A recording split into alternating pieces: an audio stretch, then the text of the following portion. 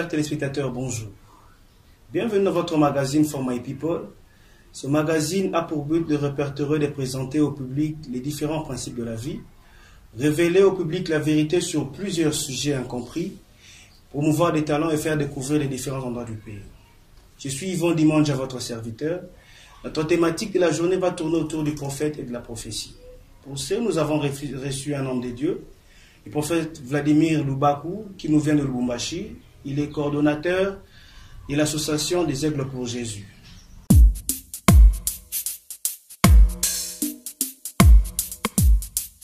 Bonjour prophète. Bonjour frère Yvon. Comment allez-vous? Dieu fait grâce, je vais très bien. C'est difficile de vous trouver malgré votre emploi du temps qui est un peu saturé. Mais au moins nous sommes là aujourd'hui. C'est une grâce pour nous de vous avoir en tout cas. C'est partagé aussi. Alors voilà, notre thématique de la journée tourne autour du prophète et de la prophétie. Okay. C'est un thème qui, souvent mal exploité, prête confusion dans le peuple de Dieu. Oui. Alors vous qui êtes prophète, dites-nous, c'est qui un prophète? Ah, voilà une question qui est un peu très compliquée. Une question qui est vraiment très complexe. Pourquoi? Parce que le terme prophète est utilisé de manière abusive dans notre pays et pourquoi pas peut-être dans ce siècle présent. Beaucoup de gens se font appeler prophètes mais ne connaissent pas la profondeur de ce mot. Pour mieux comprendre la signification du mot prophète, il faudra que nous puissions nous retrouver dans le cadre de l'Ancien Testament. Parce que la première fois que l'on a utilisé le mot prophète, c'était dans le contexte de l'Ancien Testament. La Bible nous présente un homme du nom d'Abraham qui fut appelé le premier prophète. Dieu l'a appelé prophète. Il dit à un roi, va auprès de mon serviteur Abraham, il est prophète et c'est lui qui priera pour toi.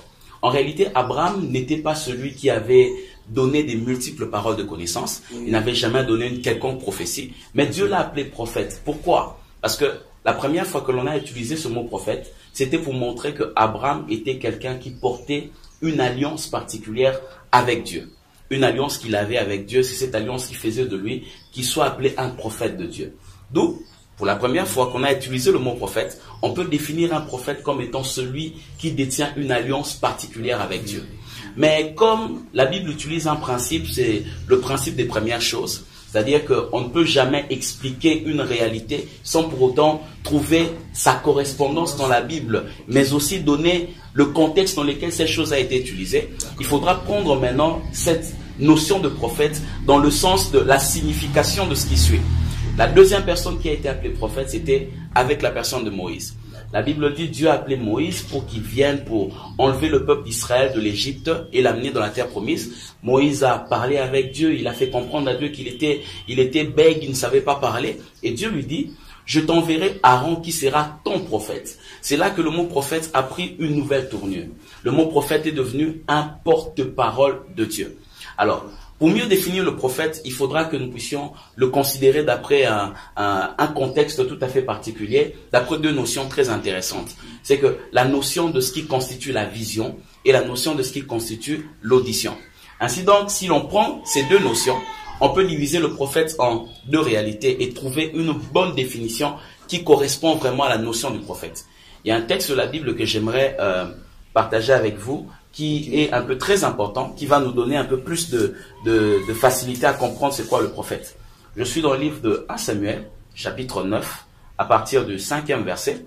Je peux lire, si vous me permettez? C'est exactement pour ça que nous sommes là, pour apporter de la...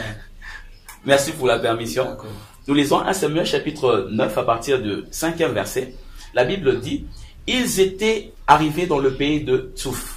Lorsque Saül dit à son serviteur qui l'accompagnait, « Viens, retournons de peur que mon père, oubliant les ânesses, ne soit en peine de vous. » Le serviteur lui dit, « Voilà, il y a dans cette ville un homme de Dieu. » Le premier terme qui représente un prophète, on dit un homme de Dieu.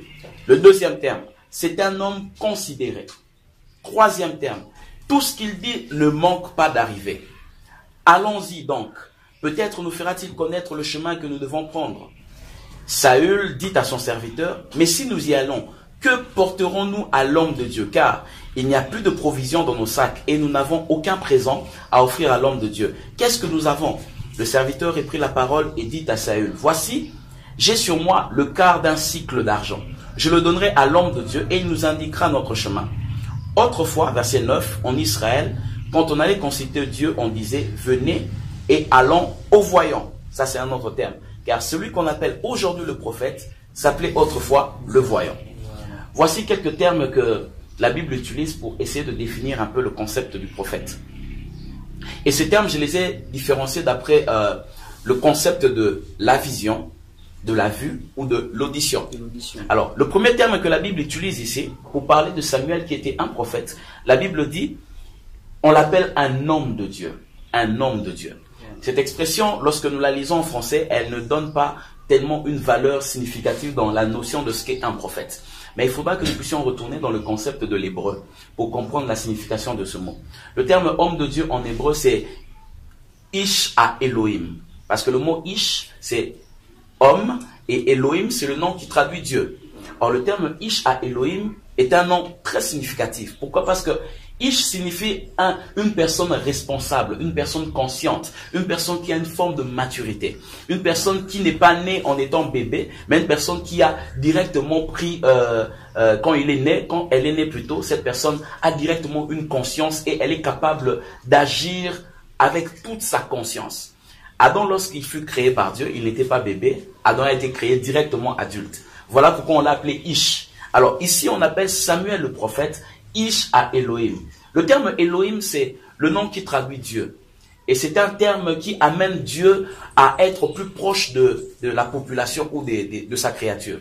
Chez les Hébreux, ils parlent souvent de deux termes, deux expressions de nom de Dieu qui traduisent un peu le concept de Dieu dans son essence. Le premier nom de Dieu qui traduit son essence, c'est celui qu'on appelle Hachem. Hachem. Havaï, on l'appelle Hachem Havaï. Havaï, qui veut dire, c'est le nom de Dieu qui le rend tellement grand, tellement redoutable qu'aucune personne ne peut s'approcher de lui. Alors, tellement qu'il est grand et redoutable que personne ne peut s'approcher de lui, l'homme n'a pas lieu d'existence face à lui. Alors, pour que Dieu s'approche de l'homme, il devait se contracter. Il devait subir ce qu'on appelle en hébreu le principe de la contraction. Se diminuer et s'approcher de l'homme pour qu'il soit accessible. C'est là qu'il possède maintenant le terme de Elohim. Elohim, en réalité, est un pluriel qui signifie les dieux. Mais lorsque ce pluriel est utilisé dans le concept du livre de la Genèse, ce pluriel n'est pas un pluriel qui annonce un verbe qui devra aussi être pluriel, mais le verbe qui accompagne toujours Elohim doit être exclusivement au singulier. Parce qu'il traduit la personne de la divinité, une divinité qui est une unicité dans une pluralité. C'est un peu, un peu compliqué. Là, vous êtes un peu trop théologique. Excusez-moi, c'est une maladie que l'on trouve. Qui n'ont peut-être pas la même compréhension que vous et moi. Et est-ce que vous pouvez utiliser des termes simples comme ça? Déjà, vous évoquez deux principes de l'audition. Et puis, il y a la vision. La vision. Exactement. Donc, s'il faudrait, vous martelez beaucoup plus sur l'Ancien Testament. Donc, les prophètes de l'Ancien Testament et du Nouveau Testament, y a-t-il une différence? Non, il n'y a pas de différence. Il n'y a pas de différence. Il faudrait toujours tirer l'origine à l'Ancien Testament. Oui, on ira aussi faire un tour en grec, ne vous inquiétez pas. On ira faire un tour en grec. En fait, quand je parlais de Ish à Elohim, en fait, Ish à Elohim veut dire un homme de Dieu, un homme responsable, mais qui a un Dieu capable de créer. Parce que le terme Elohim est attaché à la création. Isha Elohim veut dire un homme qui a un Dieu capable de créer. Mais ce Isha Elohim agit sous deux volets. Il peut entendre facilement la divinité, tout comme il peut facilement aussi voir la divinité. Voilà pourquoi Adam dans le jardin d'Éden pouvait entendre Dieu lui parler et il pouvait rencontrer Dieu aussi, venir le visiter. Un Isha Elohim navigue dans le concept et de la vision et de l'audition. Mais le deuxième terme qui est utilisé ici, on utilise pour appeler le prophète, on dit c'est un homme considéré. Cette expression est traduite en hébreu par Ish-ha-kabad. Ish-ha-kabad signifie un homme considéré, un homme qui possède le poids d'une gloire. Parce que le mot kabad, c'est le mot qui a la même racine que le concept kabod en hébreu, qui traduit la gloire. Donc, le poids de Dieu, comme vous le dites. Un homme considéré, ici un prophète, c'est quelqu'un qui détient en son sein le poids de la gloire de Dieu. Ça veut dire, quand un prophète se déplace, quand un prophète arrive quelque part, il vient et il impose la gloire de Dieu là où il arrive. C'est-à-dire, on ne peut pas sentir un prophète, on ne peut pas passer outre la présence d'un prophète quand il est en un endroit. Parce qu'il déverse la gloire de Dieu en cet endroit-là. Alors, celui qui est prophète et qui ne manifeste pas cette gloire de Dieu, ça reste à vérifier si réellement il est un prophète. Et il y a un troisième terme qui est utilisé, on dit, troisième expression qui dit, tout ce qu'il dit ne manque pas d'arriver. Cette expression traduit un peu le concept du prophète comme étant un Ish Adabar. Ish Adabar signifie un homme de parole. Une personne qui, lorsqu'elle ouvre sa bouche plutôt, pour pouvoir parler, sa parole est accompagnée des signes tangibles et palpables. Le mot qui est utilisé, c'est le terme dabar. Dans le concept grec, généralement, nous connaissons la parole comme étant le logos et le rhéma. Mais dans le concept hébraïque, la parole a aussi deux nuances. Il y a le dabar et le tabar. Le terme abar signifie un son exprimé ou un verbe articulé, mais le terme dabar signifie un son qui est englobé de puissance. Donc, quand on appelle un prophète un Ish Adabar, on veut dire un homme qui a une parole capable de créer, parce que cette parole est imprégnée d'une puissance de création. Donc, lorsque vous rencontrez un prophète au-devant de vous, cet homme peut vous dire une chose, et cette chose, comme il a une puissance capable de créer, cette chose peut créer, cette réalité qu'il vous a présentée peut être créée dans votre destinée. Voilà encore un autre nom qui traduit le prophète. Et lorsque nous allons encore plus loin, on utilise une autre expression qui traduit le prophète. On dit que c'est un voyant. Voilà un mot qui en ce siècle présent, sérieusement, tous les prophètes sont devenus l'avenir aujourd'hui. Donc. Alors qu'en réalité, le sens du mot voyant ici n'est pas celui qui prédit l'avenir. Non, mais le terme voyant ici, c'est celui qui a la connaissance sur des choses qui sont tout autour de lui. Le terme voyant qui est utilisé en hébreu, c'est le mot roé. Le terme roé signifie quelqu'un qui a des visions, et qui a des visions à n'importe quel moment. C'est-à-dire, la personne n'a pas besoin de chercher à voir des visions, mais quand elle veut voir, elle voit. L'homme de Dieu, sur ce point-là, vous ne pouvez pas me contredire. Quand on dit vision, on projette déjà l'avenir. Bon, vous avez donc quelqu'un qui a des visions, c'est une personne déjà qui a une certaine avance sur nous, sur les choses qui vont arriver. Je ne parle pas simplement des visions prémonitoires, mais je suis en train de voir des visions dans le sens de entrer en contact avec le milieu dans lequel on se retrouve. Je donne un exemple. Dans ce texte, Saül et son serviteur étaient allés chercher les ânesses de leur père qui étaient perdus. Alors il devait y avoir quelqu'un qui devait les canaliser pour leur permettre d'aller trouver là où se situaient les ânesses de son père. Alors ils sont allés consulter le voyant.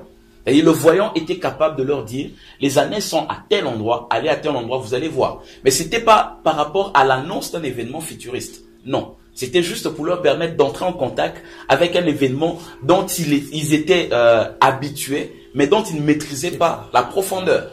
Alors, quand on parle du mot roé, le terme roé traduit plus le concept du prophète dans son aspect de celui qui voit des choses. Celui qui peut parvenir à une connaissance des choses avec la fine des précisions. Mais fort malheureusement, nous avons ce soir de la grâce des chrétiens qui veulent tous devenir des voyants. Mais alors que dans le concept hébraïque, la voyance ou la vision constitue le 1/10 du concept prophétique. Donc celui qui voit, il n'agit que dans le 1/10 du concept prophétique. Il est tout petit par rapport à quelqu'un qui exerce la prophétie sous une autre dimension ou un autre volet plutôt. C'est un peu ça. En fait, si nous allons encore plus loin, il y a certains termes en hébreu, tels que le mot olem, qui traduit aussi c'est qui un prophète. Le mot olem signifie celui qui reçoit des rêves. Vous dormez, vous vous réveillez, vous avez vu quelque chose la nuit, et vous dites cette chose arrive, vous dites que vous êtes prophète. Non. Vous êtes un olem. Ça veut dire, c'est la dimension la plus petite encore du concept prophétique. Okay. Mais un vrai prophète, dans son essence réellement, le mot prophète signifie un porte-parole de Dieu. Celui qui se met à la place d'eux. Il vient d'un mot en grec, prophétesse. Prophétesse. Qui peut être divisé en deux mots, pro et puis fétesse. Le mot pro, plusieurs ont dit que c'était celui qui dit en avance, alors que c'est faux. Le terme pro veut dire celui qui se tient au milieu, celui qui se tient à la place. En réalité, un prophète, c'est celui qui parle à la place de Dieu. Le terme fétesse vient de fémi, qui veut dire le son de la voix. Prophète veut dire celui qui utilise le son de la voix de Dieu, celui qui parle à la place de Dieu. Mais il y a un terme très intéressant que j'aime bien dans le concept de l'Ancien Testament, c'est le mot Nabi. Nabi, c'est ce qui traduit en réalité le concept du mot prophète. Nabi signifie celui, dans son original, à sa racine, le mot Nabi signifie celui qui se déplace dans l'espace et dans le temps. celui qui a des transports. Donc un prophète, lorsque vous êtes avec lui, il peut vous parler de votre futur, il peut vous parler de votre passé et il peut vous parler de votre présent. Pourquoi? Parce qu'il a la capacité de se déplacer dans l'espace et dans le temps. Okay. Je ne sais pas si j'ai répondu à l'une de vos questions. Jusque-là, déjà la lumière commence à venir sur ce concept de prophète. Mais en vous entendre dire, prophète, il y a la prophétie en elle-même. Est-elle différente d'une parole de connaissance? Parce que là, déjà, avec tous les exemples ici que vous avez avancés, on se sent un peu perdu dans le sens où cette parole de connaissance devient à la fois une prophétie et un enseignement au même moment. Okay. Donc, si vous pouvez un peu nuancer là-dessus, c'est quoi la prophétie en fait? Parce que déjà, avec tout ça, on peut se dire que le tout explique la même idée. Merci beaucoup. En fait, voilà encore une notion que beaucoup de chrétiens ne maîtrisent pas aussi très bien. Parce que la prophétie et la parole de connaissance, en réalité, ce sont des dons spirituels. Okay? Quelqu'un qui manifeste la prophétie comme don spirituel ne veut pas dire qu'il est un prophète. Parce qu'il existe des prophètes en termes ministériels et des prophètes en termes de dons. Okay. Si vous lisez avec moi le livre de 1 Corinthiens chapitre 12, vous allez constater que 1 Corinthiens 12 nous présente une litanie des dons spirituels. Il présente en réalité 9 dons spirituels. En réalité, quand l'apôtre Paul est en train de s'exprimer, au premier verset de 1 Corinthiens 12, il dit « En ce qui concerne les dons spirituels, je n'aimerais pas que vous soyez dans l'ignorance. » Si nous traduisons cette expression en grec, on dira « Perideton tou pneumatikos », c'est-à-dire en ce qui concerne les spirituels. Pour l'apôtre Paul, les dons spirituels sont des réalités qui sont attachées au spirituel. Alors, ceux qui sont spirituels sont les seuls à expérimenter les dons spirituels. Mais il détaille ces dons spirituels de manière didactique, on peut les diviser en 3 groupes. Le premier groupe, c'est ce qu'on appelle les dons de révélation. À l'intérieur des dons de révélation, nous avons le don de la parole de connaissance, le don de parole de sagesse et le don du discernement des esprits. Et le deuxième groupe s'appelle le don d'inspiration. On les appelle dons d'inspiration, pourquoi? Parce que l'homme ne maîtrise pas ces dons-là. Il ne les maîtrise pas. C'est comme qui dirait l'expression de l'inspiration. Si je vous demande aujourd'hui, permettez-moi, c'est vous qui êtes le journaliste, mais je vais vous poser aussi une question de dire, est-ce que vous pouvez essayer d'inspirer? Essayez d'inspirer jusqu'au moment où je vous dirai d'arrêter d'inspirer. Vous n'arriverez pas à faire 3 minutes en train d'inspirer. Même pas 1 minute. Pourquoi? Parce que l'inspiration est une réalité que nous ne maîtrisons pas. Donc, les dons d'inspiration sont des dons que l'homme ne maîtrise pas. Ce sont réellement des facultés que seul l'Esprit de Dieu est capable de communiquer dans la vie d'un homme. Et dans les dons d'inspiration, la Bible présente aussi 3 dons d'inspiration. Le premier don phare dans la catégorie de dons d'inspiration, c'est ce qu'on appelle le don de la prophétie. Le deuxième don phare, c'est ce qu'on appelle le don de diversité de langues. Et le troisième don, c'est ce qu'on appelle le don d'interprétation des langues. Et le troisième groupe, c'est celui qu'on appelle le don de puissance. Ce sont des dons qui permettent à un homme de travailler surnaturellement dans le domaine spirituel. Nous avons là le don de foi, le don de guérison et le don de miracle. Ainsi donc, vous remarquerez avec moi que le don de la prophétie et le don de parole de connaissance ne sont pas dans une même classe. L'un des dons, à savoir la parole de connaissance, se retrouve dans le don de révélation. Quand on parle du mot révélation, le concept de révélation traduit le fait de ôter le voile de l'ignorance face à une notion particulière.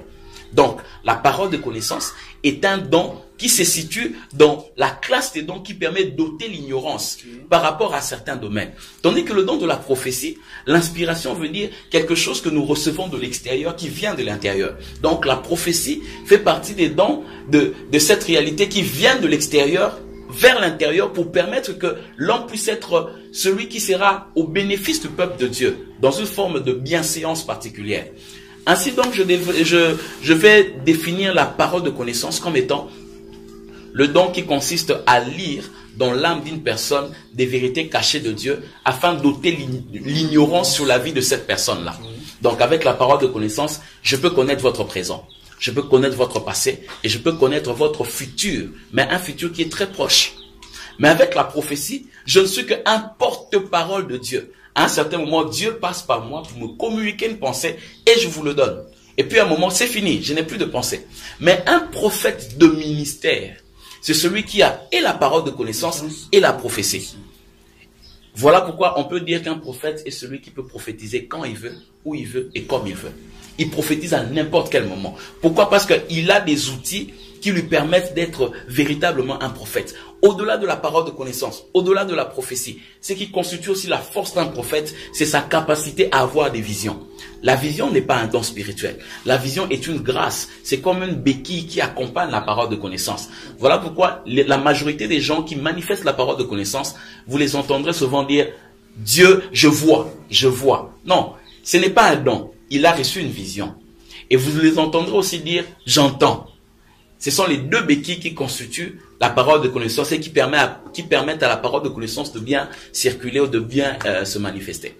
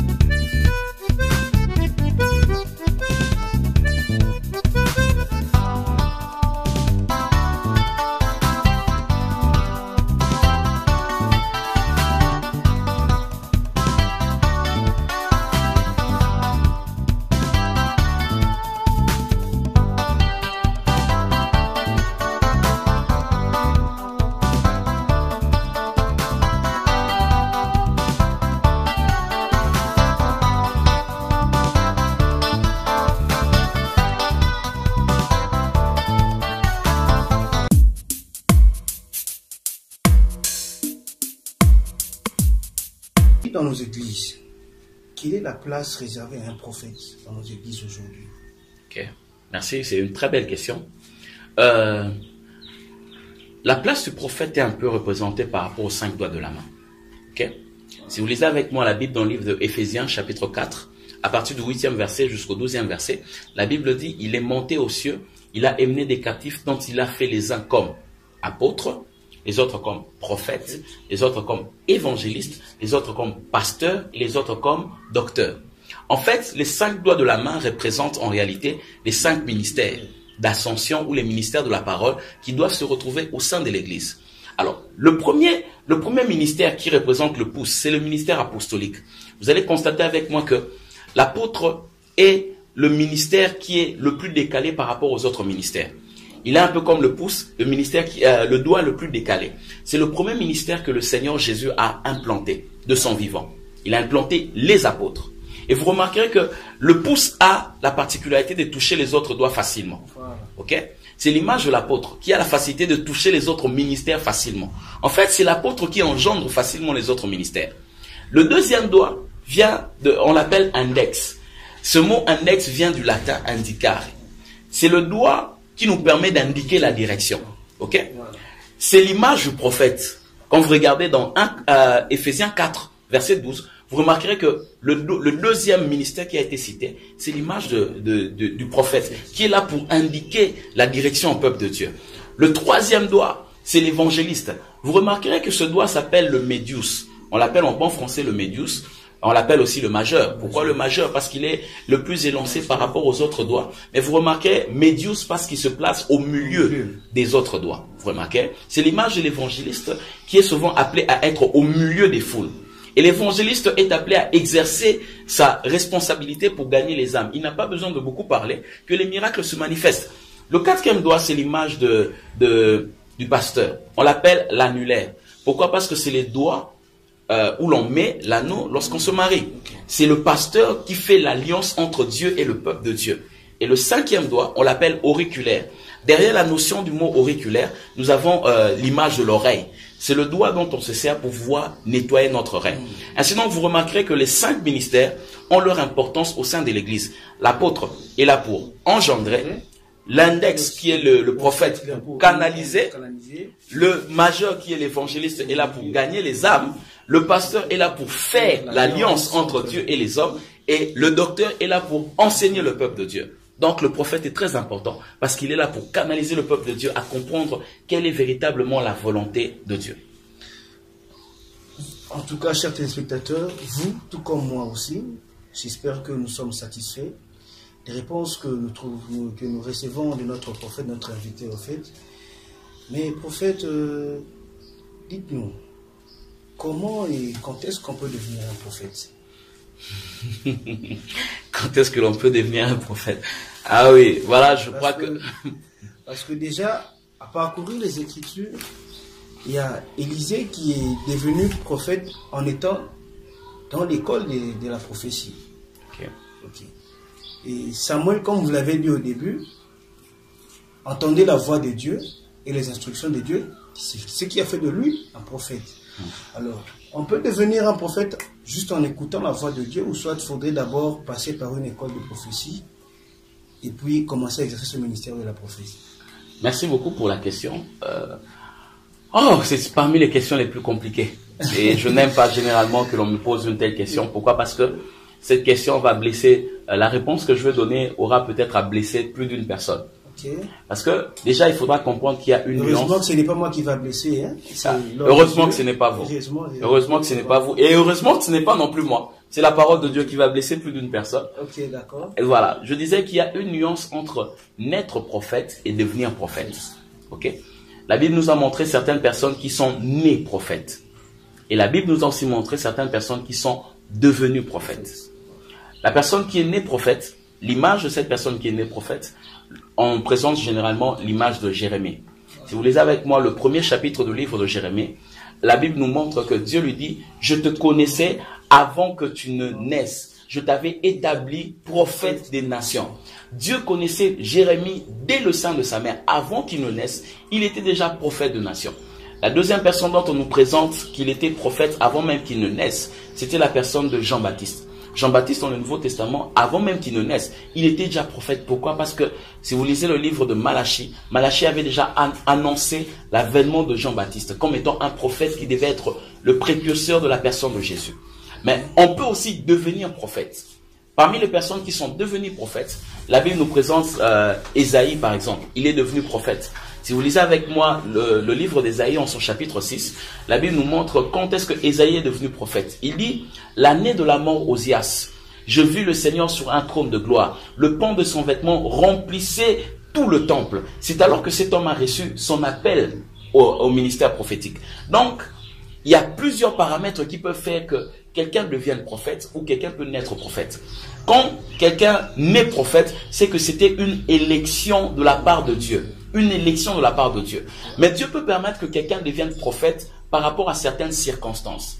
Si vous lisez avec moi le livre de Osée, la Bible vous fera comprendre que Osée était un prophète de manière circonstancielle.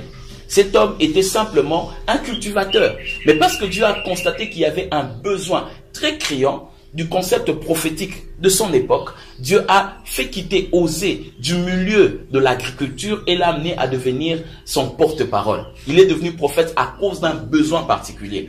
Et quand il a fini à transmettre le message que le Seigneur lui avait donné, il a arrêté d'être prophète. Il est redevenu simple homme. Hein? Il est retourné dans ce qu'il faisait. Vous comprenez un peu? Alors, c'est un peu très difficile de dire quand est-ce qu'un homme peut devenir prophète. Mais l'appel prophétique ou l'appel dans le ministère des prophètes répond à un seul principe. C'est quoi? C'est l'acceptation de la personne par rapport au choix que le Seigneur fixe vis-à-vis de cette personne-là. Donc si la personne accepte l'appel que le Seigneur lui donne par rapport à un besoin particulier, cet homme peut devenir prophète. Mais ce n'est pas une chose que l'homme se réveille du coup un matin et se dit il veut devenir prophète, qu'il devient un prophète. Non, ce n'est pas ça. Vous remarquerez tout comme moi, chers téléspectateurs, que nous sommes richement bénis aujourd'hui avec des réponses qui cadrent avec les questions qui sont posées. Homme de Dieu, lors de votre intervention, il y a une partie où vous avez dit qu'un prophète, c'est celui qui annonce ce qui doit se réaliser. Ok, bon. Aujourd'hui, de nos jours, nous voyons des prophètes, bon, qui passent à la télévision, qui nous font croire des choses, à dormir debout. Et il y a d'autres qui vont jusqu'à dire que non, Tchako pour la télévision, je parle et il y a quelque chose qui va arriver et qui n'arrive pas. Dites-nous, homme de Dieu, est-ce qu'un prophète peut-il se tromper dans son message? Il peut dire une chose et ne pas se réaliser. Okay, merci beaucoup pour la question qui a été posée. En réalité, un prophète ne peut jamais se tromper. Jamais. Pourquoi? Parce que il ne parle pas de son plein gré. Il parle en étant poussé par l'Esprit de Dieu. Okay. Or, le Saint-Esprit, la Bible le présente comme étant l'Esprit de vérité. Ça veut dire que le prophète, lorsqu'il s'exprime, il ne doit que communiquer la vérité et jamais le mensonge. Donc, par ricochet, il ne peut jamais se tromper. Mais ce que nous constatons aujourd'hui, dans notre siècle présent, des gens qui se font appeler prophètes, au-delà de ce que vous dites, il y a ces gens qui se font appeler prophètes, ils ne sont là que pour prophétiser, mais ils ne connaissent rien en rapport avec les Saintes Écritures. Ces personnes ne mériteraient pas d'être appelées prophètes, parce qu'un vrai prophète, c'est aussi celui qui connaît la profondeur des Saintes Écritures et qui sait l'expliquer avec les mots des hommes. Quelqu'un qui connaît les Saintes Écritures et qui peut facilement nous l'exprimer dans des mots des hommes. Okay. Alors, aujourd'hui, avoir cette tendance des gens qui nous font faire des choses qui ne tiennent pas debout, ça, ce n'est pas ce que la pensée de la Bible nous présente en termes de prophète. Je pense pas. Oh, si ça ne tenait qu'à moi, je vous aurais retenu pendant longtemps. J'ai envie de continuer et ne pas s'arrêter. Il y a tellement de questions qui viennent après, mais comme demi-temps, chers téléspectateurs, vous allez déjà nous excuser. Nous allons nous arrêter là pour aujourd'hui et nous vous promettons que prochainement, nous allons encore chercher le prophète pour terminer ce que nous avons proposé comme question et apporter la clairvoyance au peuple de Dieu pour que nous soyons assez mûrs, assez informés, cultivés, pour que nous ne nous fassions pas tromper, pour que le mauvais évangile ne vienne pas influencer notre vie négativement. Quant à moi, je vous prends congé et je vous remercie pour cette attention soutenue que vous avez prêtée à mon égard. À l'égard de mon invité, prophète, je vous remercie pour votre disponibilité. C'est moi qui vous remercie. En tout cas, merci beaucoup. Merci beaucoup. Que Dieu vous bénisse.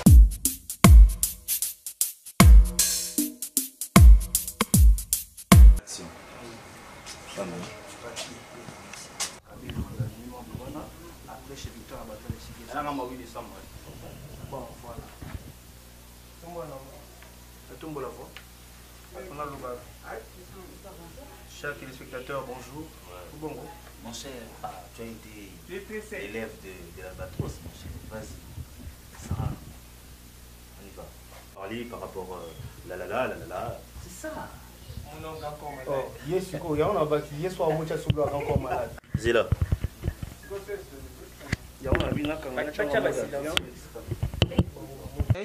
Essaye un peu. Non. Chers téléspectateurs, bonjour. Ok. Bienvenue dans votre magasin. Really? C'est bon. En après. Protocole 6, Nazam phase de terre, action. Yousou Ulika n'a dit action. Ok. DVD, c'est bon? Week-end? Ok.